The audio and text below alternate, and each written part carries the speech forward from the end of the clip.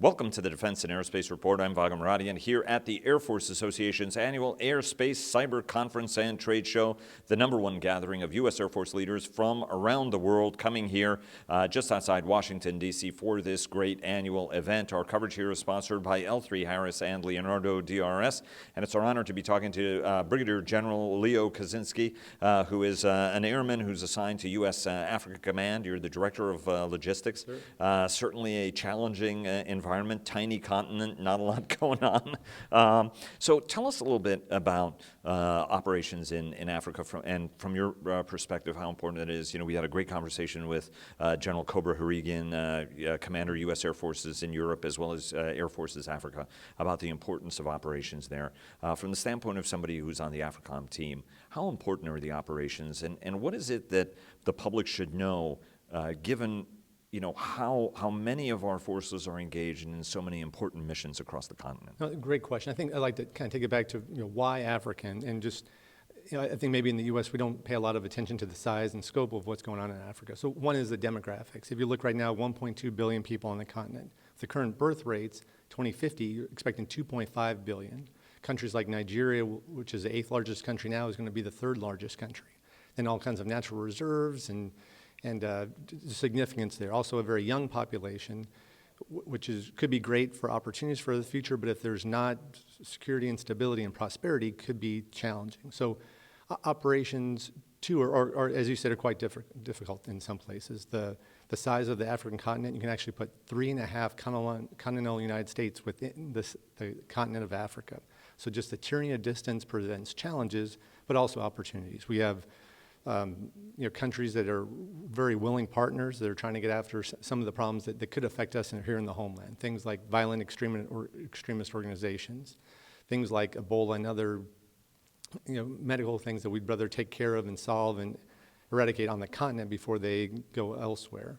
And then, as we might talk about others, we have some countries like China and Russia who've been there for quite some time, and maybe not always doing the best they can for the local Africans. Talk to us a little bit about the partnerships we have, right? France has been in Africa for centuries, very, very active presence. We saw the Mali operation, for example, but there's a very important headquarters in Chad through which combines a lot of the operations that are going on continent-wide, whether you're going up to Libya or further down.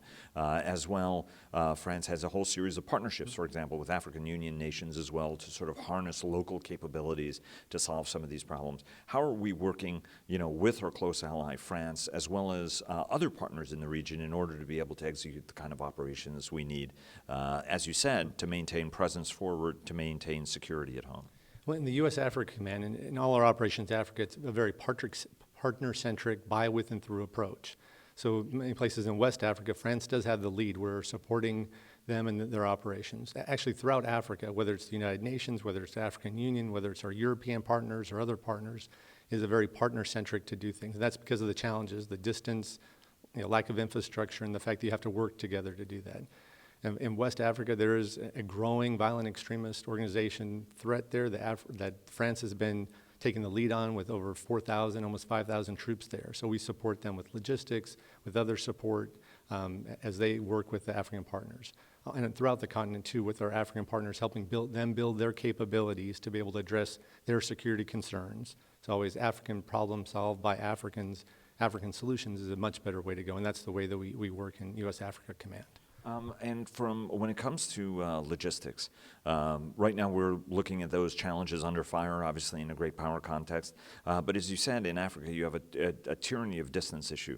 A lot of small forces distributed over vast areas. What's the trick to delivering effective logistics in that kind of an austere environment where each pound of anything you're trying to move is not exactly an easy evolution? So, the long term is really building up that infrastructure, working with partners, working with our Western partners or African partners and building that. In the interim and probably in the short term, it's really looking at how we can combine operations. And that's probably why as an airman, it's important for me to be in this role of Director for Logistics at AFRICOM, because in a lot of ways it is a very air-centric operation in some places. Just the tyranny of distance from north to south, it's almost 4,600 miles. That's a 9-hour flight on a commercial plane. West to east, about 4,000 miles, 8-hour flight. So those distances are huge, but they get resolved through optimizing resources, through working together, and then helping our African partners to be able to develop that infrastructure throughout. But you're right, it's a challenging problem, but something it has to be done as a team and partnered going forward. And air being important, of course, because there isn't a lot of that road infrastructure, so you got to fly everything everywhere you go. You've spent some time on the ground, so you see what Russia and China, for example, are doing. What are some of the things China and Russia are doing? You know, I've spoken to African leaders, off the record, including from countries where China, for example, has had a large presence, and there is, I think it's safe to say, even a trust gap that a lot of the countries feel. I think a little resentful that, for example, Chinese manufacturers don't use local workforce, they bring Chinese workers in. What are some of the things you've observed in terms of the kind of projects, activities, some of which are pretty ambitious on China's part in the region, the effects they're delivering or the enemies they're making almost as a consequence, right? I mean, so what's this, China's doing this obviously to curry favor, but in some respects, some of these efforts aren't really working perhaps the way Beijing had intended. Give us a picture, given that you've seen this from sort of the front row. It's looking across the continent. I mean, China has been there for a while. They're a major trading partner with many of these countries, and with this Belt and Road Initiative and others, they've been lending money, maybe over, as we see, what we've seen in the press and others, that maybe not the most advantageous rates and agreements on that. I think when it comes to building infrastructure that the Africans use, that's a good thing. But when it comes to setting up agreements and things that aren't taking care of the Africans, putting them first, it's not good. On the Russian side, I mean, it's really about selling arms and maybe extracting raw materials. We see them doing some partnering, but it's not, it's really out for Russia's self-interest.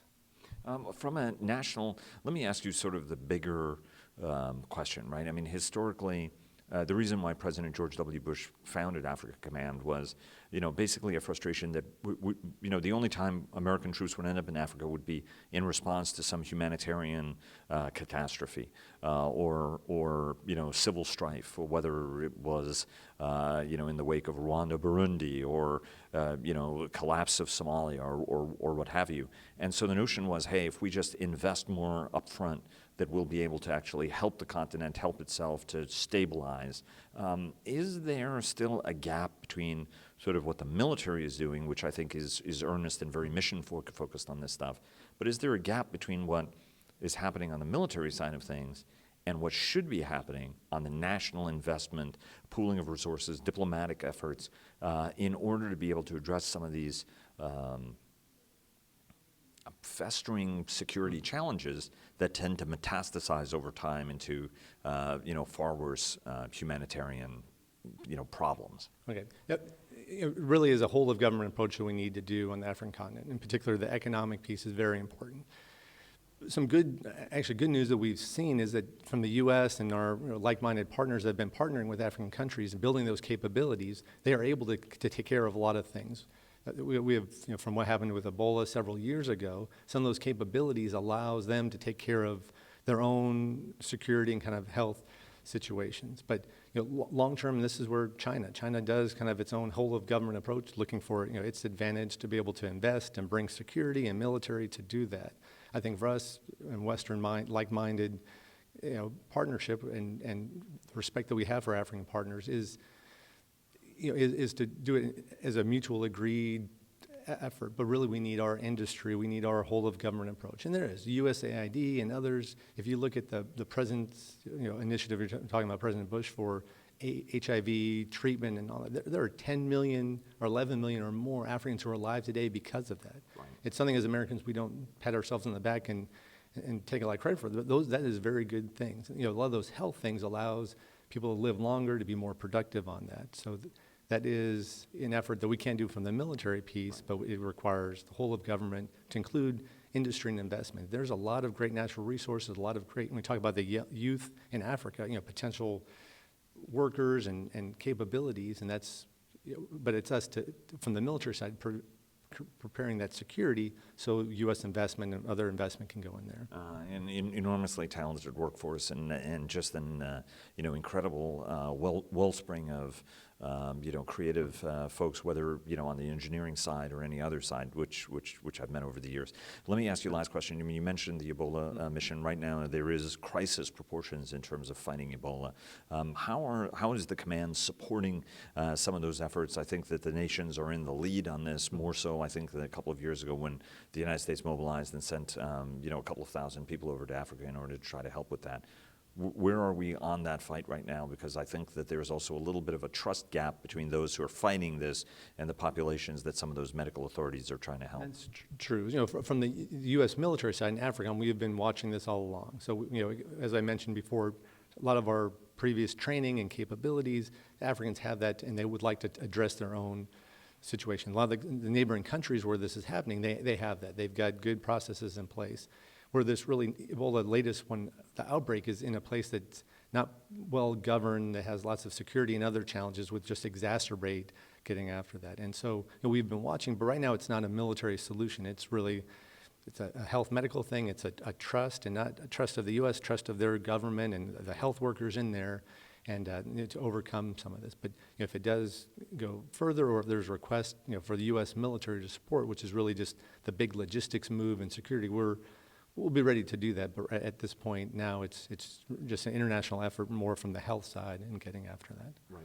Right. Brigadier General Leo Kosinski of the United States Air Force, who's the Director of Logistics for the U.S. Africa Command. Sir, thanks very much, and best of luck when you get back to theater. All right. Thank you very much.